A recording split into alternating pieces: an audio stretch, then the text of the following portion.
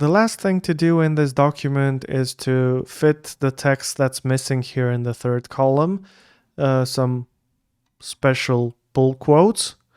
And the text that we left at the bottom of our text document, and I'm just gonna copy these and paste them separately inside inside the document. Just make sure you don't do what I just did.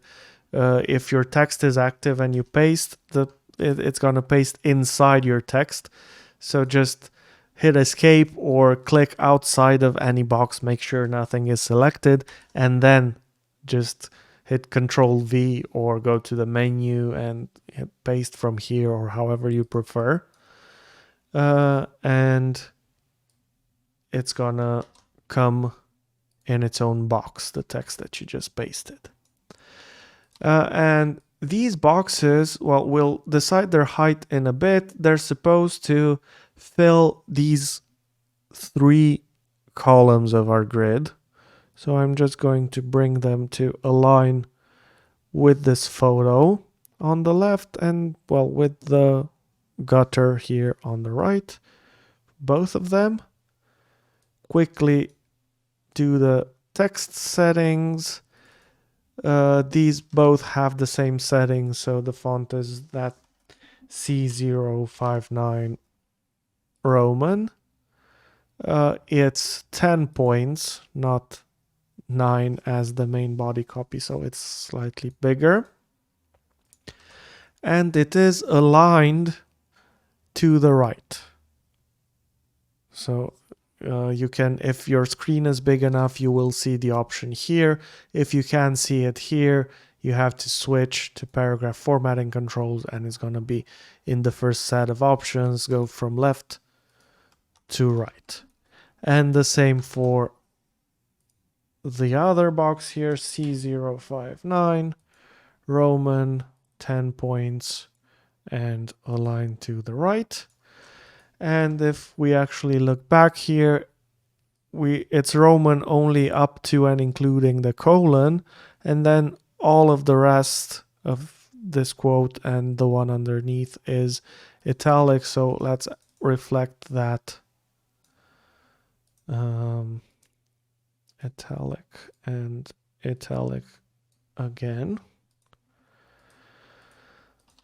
And, well, that's kind of it for the formatting. I just want to make sure they're relatively equally spaced, because you see here this space and this space and this space are about the same. So that's what I am going to try to do. The thing is that in my document, it's a bit unbalanced. The edge of the text has very big dips. I mean, in one line there's just one word, in another line there are much more, and the same here at the bottom. And the easy way to fix this, and if we look at the original, they do this a bit as well, is to just have the text poke out a bit out of the grid. So we're gonna ignore the grid just for a bit, or not ignore, but use it in a bit of a different way, because it's not as noticeable if the text has an irregular shape, especially on the left. So to make this edge a bit more uniform, I'm just going to take this left edge of the box to the next gutter. So I'm going to zoom in here a bit, so for the second one, so you see what I'm doing.